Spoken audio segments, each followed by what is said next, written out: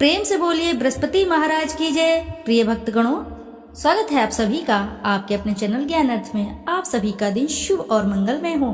श्रोताओं, आज फाल्गुन मास में बृहस्पतिवार है। आज आप रसपान करेंगे बृहस्पतिवार की यानी गुरुवार की पावन एवं प्रचलित व्रत कथा। इस कथा को हर नर और नारी को अवश्य ही रसपान करना चाहिए। आइए ध्यान लगाकर रसपान करते हैं भगवान बृहस्पति देव की पावन एवं प्रचलित व्रत कथा। प्राचीन समय की बात है। एक बड़ा प्रतापी तथा दानी राजा था। वह प्रत्येक गुरुवार को व्रत रखता था एवं पूजा करता था। यह उसकी रानी को अच्छा ना लगता था। ना वह व्रत करती और ना ही किसी को एक पैसा में दान में देती थी। राजा को भी वह ऐसा करने से मना किया करती थी। एक समय की बात है कि राजा शिकार खेलने वन को चले गए। घर पर रानी और दासी थी। उस समय गुरु बृहस्पति साधु का रूप धारण करके राजा के दरवाजे पर भिक्षा मांगने आए। साधु ने रानी से भिक्षा मांगी तो वह कहने लगी, हे साधु महाराज, मैं इस दान को और पुण्य से तंग आ गई हूँ। कोई ऐसा आप उपाय बताएं जिससे यह सारा धन नष्ट हो जाए तथा मैं आराम से रह सकूं। साधु रूपी बृहस्पति देव ने कहा, हे देवी, तुम बड़ी विचित्र हो। संतान और धन से भी कोई दुखी होता है। अगर तुम्हारे पास धन अधिक है तो इसे शुभ कार्य में लगाओ जिससे तुम्हारे दोनों लोग सुधरें। परंतु साधु की इन बात से रानी खुश नहीं हुई। उसने कहा, मुझे ऐसे धन की आवश्यकता नहीं जिसे मैं अन्य लोगों को दान दूं तथा जिसको संभालने में ही मेरा सारा समय नष्ट हो जाए। साधु ने कहा, यदि तुम्हारी ऐसी ही इच्छा है तो जैसा मैं तुम्हें बताता हूँ तुम वैसा ही करना। बृहस्पतिवार के दिन घर को गोबर से लीपना, अपने केशों को पीली मिट्टी से धोना, केशों को धोते समय स्नान करना, राजा से हजामत बनाने को कहना, भोजन में मांस मदिरा खाना, कपड़ा धोबी के यहाँ धुलने के डालना। इस प्रकार 7 बृहस्पतिवार करने से तुम्हारा सब धन नष्ट हो जाएगा। इतना कहकर साधु बने बृहस्पति देव अंतर्धान हो गए। साधु के कहे अनुसार करते हुए रानी को केवल 3 बृहस्पतिवार दिन ही बीते थे कि उसकी समस्त धन संपत्ति नष्ट हो गई। भोजन के लिए परिवार तरसने लगा। एक दिन राजा रानी से बोला, हे रानी, तुम यहीं रहो, मैं दूसरे देश को जाता हूँ क्योंकि यहाँ पर मुझे सभी जानते हैं, इसलिए मैं यहाँ पर कोई छोटा कार्य नहीं कर सकता। ऐसा कहकर राजा परदेश चला गया। वहाँ वह जंगल से लकड़ी काट कर लाता, शहर में बेचता। इस तरह वह अपना जीवन व्यतीत करने लगा। इधर राजा के बिना रानी और दासी दुखी रहने लगी। एक समय जब रानी और दासियों को 7 दिन बिना भोजन के रहना पड़ा तो रानी ने अपनी दासी से कहा, हे दासी, पास ही के नगर में मेरी बहन रहती है, वह बड़ी धनवान है। तू उसके पास जा और कुछ ले आ ताकि थोड़ा बहुत गुजर बसर हो जाए। दासी रानी की बहन के पास गई। उस दिन बृहस्पतिवार था। रानी की बहन उस समय बृहस्पतिवार की कथा सुन रही थी। दासी ने रानी की बहन को अपनी रानी का संदेश दिया, लेकिन रानी की बहन ने कोई उत्तर नहीं दिया। जब दासी को रानी की बहन से कोई उत्तर नहीं मिला तो वह बहुत ही दुखी हुई। उसे क्रोध भी आया। दासी ने वापस आकर रानी को सारी बात बता दी। सुनकर रानी ने अपने भाग्य को कोसा। उधर रानी की बहन ने सोचा कि मेरी बहन की दासी आई थी परंतु मैं उससे नहीं बोली, इससे वह बहुत ही दुखी हुई होगी। कथा सुनकर और पूजन समाप्त कर वह अपनी बहन के घर गई और कहने लगी, हे बहन, मैं बृहस्पतिवार का व्रत कर रही थी। तुम्हारी दासी गई, परंतु जब तक कथा होती है तब तक न उठते हैं न बोलते हैं, इसलिए मैंने नहीं बोला। कहो दासी क्यों आई थी? रानी बोली, हमारे घर में अनाज नहीं था। ऐसा कहते रानी की आंखें भर आई। उसने दासियों के समेत भूखा रहने की भी बात अपनी बहन को बता दी। रानी की बहन बोली, बहन देखो, बृहस्पति देव भगवान सबकी मनोकामना पूर्ण करते हैं। देखो, शायद तुम्हारे घर में अनाज रखा हो। यह सुनकर दासी घर के अंदर गई तो वहां उसे एक घड़ा अनाज भरा मिला। उसे बड़ी हैरानी हुई क्योंकि उसने एक एक बर्तन देख लिया था। उसने बाहर आकर रानी को बताया। दासी रानी से कहने लगी, हे रानी, जब हमको अन्न नहीं मिलता है तो हम व्रत ही तो करते हैं, इसलिए क्यों न इनसे व्रत और कथा की विधि पूछ ली जाए, हम भी व्रत किया करेंगे। दासी के कहने पर रानी ने अपनी बहन से बृहस्पतिवार के व्रत के बारे में पूछा। उसकी बहन ने बताया, बृहस्पतिवार के व्रत में चने की दाल और मुनक्का से विष्णु भगवान को केले की जड़ में पूजन करें तथा दीपक जलावें, पीला भोजन करें तथा कथा सुने। इससे गुरु भगवान बृहस्पति प्रसन्न होते हैं, मनोकामना पूर्ण करते हैं। व्रत और पूजन की विधि बताकर रानी की बहन अपने घर लौट गई। रानी और दासी दोनों ने निश्चय किया कि बृहस्पति देव भगवान का पूजन जरूर करेंगे। 7 रोज बाद जब बृहस्पतिवार आया तो उन्होंने व्रत रखा। गुड़साल में जाकर चना और गुड़ बीन लाई तथा उसकी दाल से केले की जड़ तथा विष्णु भगवान का पूजन किया। अब पीला भोजन कहाँ से है? दोनों बड़ी ही दुखी हुई, परंतु उन्होंने व्रत किया था, इसलिए बृहस्पति देव भगवान प्रसन्न थे। एक साधारण व्यक्ति के रूप में वे 2 थालों में सुंदर पीला फूल लेकर आए और दासी को देकर बोले, हे दासी, यह भोजन तुम्हारे लिए है, तुम्हारी रानी के लिए है, इसे तुम दोनों ग्रहण करना। दासी भोजन पाकर बहुत ही प्रसन्न हुई। उसने रानी को सारी बात बताई। उसके बाद वे प्रत्येक बृहस्पतिवार को गुरु भगवान का व्रत और पूजन करने लगी। बृहस्पति भगवान की कृपा से उनके पास फिर से धन हो गया, परंतु फिर रानी पहले की तरह आलस्य करने लगी। तब दासी बोली, देखो रानी, तुम पहले भी इस प्रकार का आलस्य करती थी। तुम्हें धन के रखने में कष्ट होता है, इस कारण सभी धन नष्ट हो गया। अब गुरु भगवान की कृपा से धन मिला है तो फिर भी तुम्हें आलस्य आ रहा है। बड़ी मुसीबतों के बाद हमने यह धन पाया है, इसलिए हमें दान पुण्य करना चाहिए। अब तुम भूखे मनुष्य को भोजन कराओ, प्याऊ लगवाओ, ब्राह्मणों को दान दो, कुआं, तालाब, बावड़ी आदि का निर्माण करवाओ, मंदिर पाठशाला बनवाकर ज्ञान दान दो, कुंवारी कन्याओं का विवाह करवाओ, अर्थात धन को शुभ कार्यों में खर्च करो, जिससे तुम्हारे कुल का यश बढ़े और स्वर्ग प्राप्त हो और पितृ प्रसन्न हो। दासी की यह बात सुनकर रानी शुभ कर्म में लग गई। उसका यश फैलने लगा। एक दिन रानी और दासी आपस में विचार करने लगी कि ना जाने राजा किस दशा में होंगे। उनकी कोई खोज खबर भी नहीं मिली। उन्होंने श्रद्धा पूर्वक गुरु बृहस्पति भगवान से प्रार्थना की कि राजा जहाँ भी हों शीघ्र वापस आ जाएं। उधर राजा परदेश में बहुत दुखी रहने लगा। वह प्रतिदिन जंगल से लकड़ी बीन कर लाता और उसे शहर में बेचकर अपने दुखी जीवन को बड़ी कठिनता से व्यतीत करता। एक दिन दुखी हो अपनी पुरानी बातों को याद करके वह रोने लगा और उदास हो गया। उसी समय राजा के पास बृहस्पति देव साधु के वेश में आकर बोले, हे लकड़हारे, तुम इस सुनसान जंगल में किस चिंता में बैठे हो, मुझे बतलाओ। यह सुन राजा के नेत्रों में जल भर आया। साधु की वंदना कर राजा ने अपनी संपूर्ण कहानी सुना दी। महात्मा दयालु होते हैं। वे राजा से बोले, हे राजा, तुम्हारी पत्नी ने बृहस्पति देव के प्रति अपराध किया था, जिसके कारण तुम्हारी यह दशा हुई। अब तुम किसी प्रकार की चिंता मत करो, भगवान तुम्हें पहले से अधिक धन देंगे। देखो, तुम्हारी पत्नी ने बृहस्पतिवार का व्रत प्रारंभ कर दिया है। अब तुम भी बृहस्पतिवार का व्रत करके चने की दाल व गुड़ जल के लोटे में डालकर केले का पूजन करो। फिर कथा कहो या सुनो, भगवान तुम्हारी सब मनोकामनाओं को पूर्ण करेंगे। साधु की इस बात को सुनकर राजा बोला, हे प्रभु, लकड़ी बेचकर तो इतना पैसा भी नहीं बचता जिससे भोजन करने के उपरांत कुछ बचा सकूं। मैंने रात्रि में अपनी रानी को व्याकुल देखा। मेरे पास कोई साधन नहीं है जिससे इसका समाचार जान सकूं। फिर मैं बृहस्पति देव की क्या कहानी कहूँ, यह भी मुझको मालूम नहीं। साधु ने कहा, हे राजा, मन में बृहस्पति भगवान के पूजन व्रत का निश्चित करो, वे स्वयं तुम्हारे लिए कोई राह बना देंगे। बृहस्पतिवार के दिन तुम रोजाना की तरह लकड़ियां लेकर शहर में जाना। तुम्हें रोज से दुगना धन प्राप्त होगा, जिससे तुम भली भांति भोजन कर लोगे तथा बृहस्पति देव की पूजा का सामान भी आ जाएगा। जो तुमने बृहस्पतिवार की कहानी के बारे में पूछा है वह इस प्रकार है। प्राचीन काल में एक बहुत ही निर्धन ब्राह्मण था। उसके पास कोई संतान नहीं थी। वह नित्य ही पूजा पाठ करता। उसकी स्त्री न स्नान करती और न ही किसी देवता का पूजन करती। इस कारण ब्राह्मण देवता बहुत दुखी रहते थे। भगवान की कृपा से ब्राह्मण के यहाँ एक कन्या उत्पन्न हुई।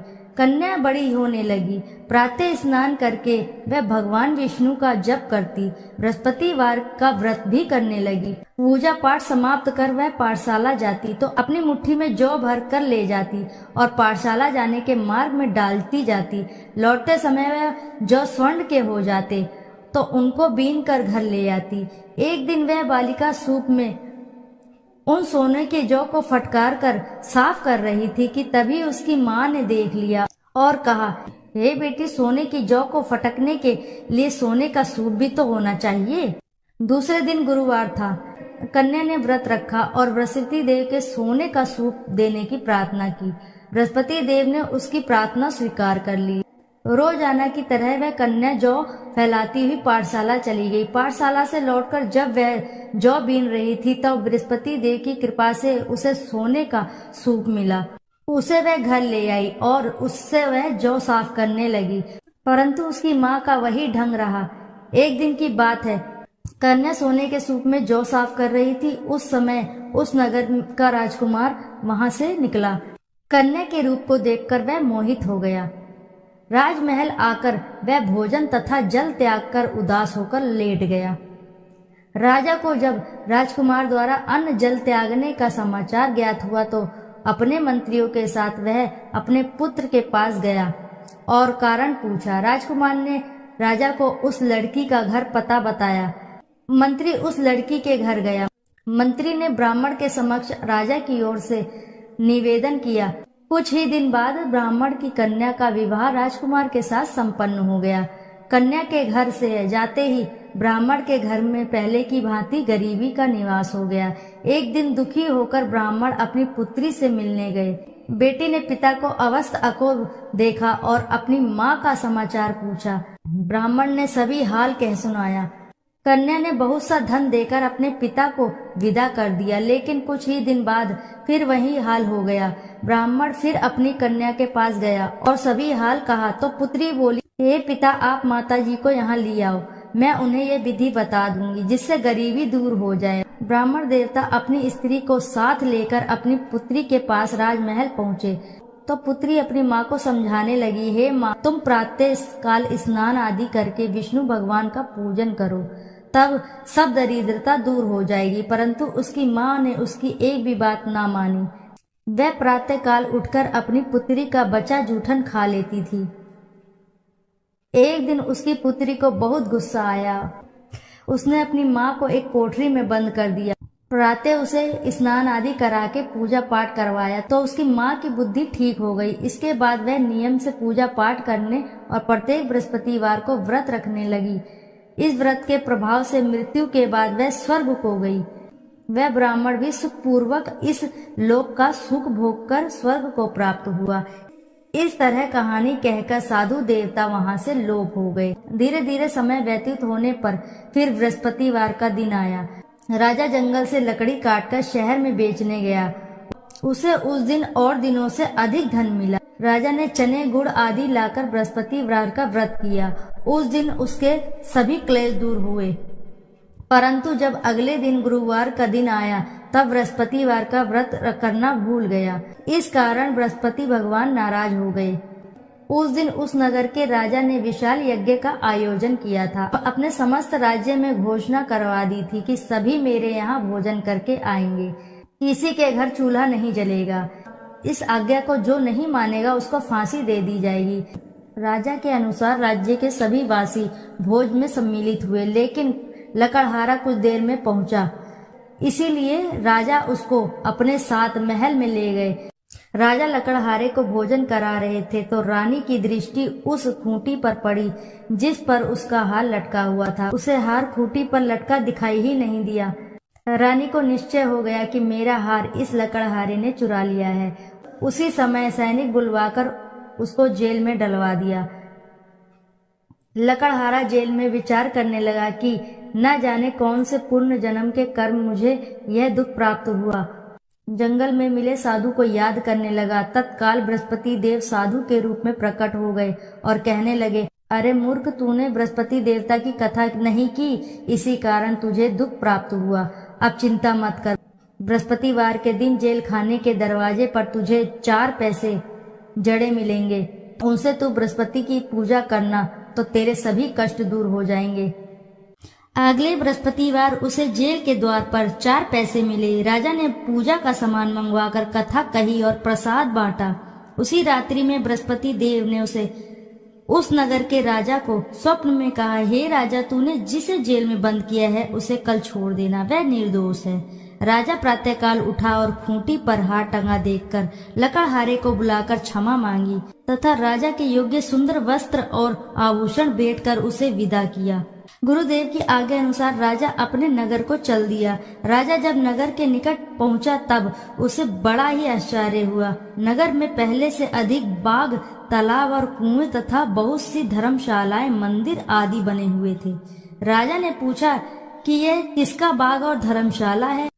तब नगर के सब लोग कहने लगे कि ये सब रानी और दासी द्वारा बनवाए गए हैं। राजा को आश्चर्य हुआ और गुस्सा भी आया कि उसकी अनुपस्थिति में रानी के पास धन कहाँ से आया होगा। जब रानी ने यह खबर सुनी कि राजा आ रहे हैं तो उसने अपनी दासी से कहा, हे दासी, देख राजा हमको कितनी बुरी हालत में छोड़ गए थे। वह हमारी ऐसी हालत देखकर न लौट जाएं, इसलिए तू दरवाजे पर खड़ी हो जा। रानी की आज्ञा अनुसार दासी दरवाजे पर खड़ी हो गई और जब राजा आए तो उन्हें अपने साथ महल में ले गई। तब राजा ने क्रोध करके अपनी तलवार निकाली और पूछने लगा, बताओ यह धन तुम्हें कैसे प्राप्त हुआ? तब रानी ने सारी कथा सुनाई। राजा ने निश्चय किया कि मैं रोजाना दिन में 3-4 बार कथा कहूंगा और सुनूंगा तथा रोज व्रत किया करूंगा। अब हर समय राजा के दुपट्टे में चने की दाल बंधी रहती थी तथा दिन में 3 बार कथा कहता। एक रोज राजा ने विचार किया कि चलो अपनी बहन के यहाँ हो आऊं। इस तरह का निश्चय कर राजा घोड़े पर सवार होकर अपनी बहन के यहाँ चल दिया। मार्ग में उसने देखा कि कुछ आदमी एक मुर्दे को ले जा रहे हैं। उन्हें रोककर राजा कहने लगा, अरे भैया, मेरी बृहस्पति की कथा सुन लो।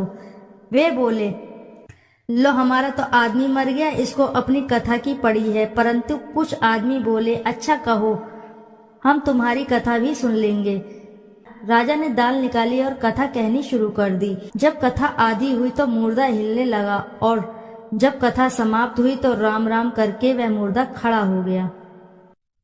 राजा आगे बढ़ा। उसे चलते चलते शाम हो गई। आगे मार्ग में उसे एक किसान खेत में हल चलाता मिला। राजा ने उससे कथा सुनने का आग्रह किया, लेकिन वह नहीं माना। राजा आगे चल पड़ा। राजा के हटते ही बैल पछाड़ खाकर गिर गए तथा किसान के पेट में बहुत जोर से दर्द होने लगा। उसी समय किसान की पत्नी रोटी लेकर आई। उसने जब देखा तो अपने पुत्र से सब हाल पूछा। बेटे ने सभी हाल बताया। बुढ़िया दौड़ी दौड़ी उस घुड़सवार के पास गई और उससे बोली, मैं तेरी कथा सुनूंगी, तू अपनी कथा मेरे खेत पर ही चलकर कहना। राजा ने लौटकर बुढ़िया के खेत पर जाकर कथा कही, जिसके सुनते ही बैल खड़े हो गए तथा किसान के पेट का दर्द भी ठीक हो गया। राजा अपनी बहन के घर पहुंच गया। बहन ने भाई की खूब मेहमानी की। दूसरे रोज प्रातःकाल राजा जागा तो वह देखने लगा कि सब लोग भोजन कर रहे हैं। राजा ने अपनी बहन से जब पूछा, ऐसा कोई मनुष्य है जिसने भोजन नहीं किया हो, जो मेरी बृहस्पतिवार की कथा सुन ले? बहन बोली, हे भैया, यह देश ऐसा ही है। पहले यहाँ के लोग भोजन करते हैं, बाद में अन्य काम करते हैं। फिर वह एक कुम्हार के घर गई जिसका लड़का बहुत ही बीमार था। उसे मालूम हुआ कि उसके यहाँ 3 दिन से किसी ने भोजन नहीं किया है। रानी ने अपने भाई की कथा सुनने के लिए कुम्हार से कहा। वह तैयार हो गया। राजा ने जाकर बृहस्पतिवार की कथा कही, जिसको सुनकर उसका लड़का ठीक हो गया। अब तो रोज राजा की प्रशंसा होने लगी। एक दिन राजा ने अपनी बहन से कहा, हे बहन, मैं अब अपने घर जाऊंगा, तुम भी तैयार हो जाओ। राजा की बहन ने अपनी सास से अपने भाई के साथ जाने की आज्ञा मांगी। सास बोली, चली जाओ, परंतु अपने लड़के को मत ले जाना, क्योंकि तेरे भाई के कोई संतान नहीं होती। बहन ने अपने भाई से कहा कि हे भैया, मैं तो चलूंगी, परंतु कोई बालक नहीं जाएगा। अपनी बहन को भी छोड़कर दुखी मन से राजा अपने नगर को लौट आया। राजा ने अपनी रानी से सारी कथा बताई और बिना भोजन किए वह शैया पर लेट गया। रानी बोली, हे प्रभु, बृहस्पति देव ने हमें सब कुछ दिया है, वे हमें संतान भी अवश्य ही देंगे। उसी रात बृहस्पति देव ने राजा को स्वप्न में कहा, हे राजा, उठ, सभी सोच त्याग दे, तेरी रानी गर्भवती है। राजा को यह सुनकर बड़ी ही खुशी हुई। 9वें महीने रानी के गर्भ से एक सुंदर सा पुत्र पैदा हुआ। तब राजा बोला, हे रानी, स्त्री बिना भोजन के रह सकती है, परंतु तुम बिना कहे नहीं रह सकती। जब मेरी बहन आए तुम उससे कुछ मत कहना। रानी ने हाँ कर दी। जब राजा की बहन ने यह शुभ समाचार सुना तो वह बहुत खुश हुई तथा बधाई लेकर अपने भाई के यहाँ आई। रानी ने तब उसे आने का अलाना दिया। जब भाई अपने साथ ला रहे थे तब टाल गई, उनके साथ ना आई और आज अपने आप ही भागी भागी बिना बुलाए आ गई। तो राजा की बहन बोली, भाई, मैं इस प्रकार ना कहती तो तुम्हारे घर औलाद कैसे होती। बृहस्पति देव सभी मनोकामनाएं पूर्ण करते हैं। जो सद्भावना पूर्वक बृहस्पतिवार का व्रत करता है एवं कथा पढ़ता है अथवा सुनता है और दूसरों को सुनाता है, बृहस्पति देव उसकी सभी मनोकामनाएं पूर्ण करते हैं, उनकी सदैव रक्षा करते हैं। जो संसार में सद्भावना से गुरु का पूजन एवं व्रत सच्चे मन से और सच्चे हृदय से करते हैं, जैसे सच्ची भावना से रानी और राजा ने बृहस्पति देव की कथा का गुणगान किया तो उनकी सभी इच्छाएं बृहस्पति ने पूर्ण की। अनजाने में भी बृहस्पति देव की उपेक्षा ना करें, ऐसा करने से सुख शांति नष्ट हो जाती है। इसलिए सबको कथा सुनने के बाद प्रसाद लेकर जाना चाहिए। हृदय से उनका मनन करते हुए जयकारा बोलना चाहिए।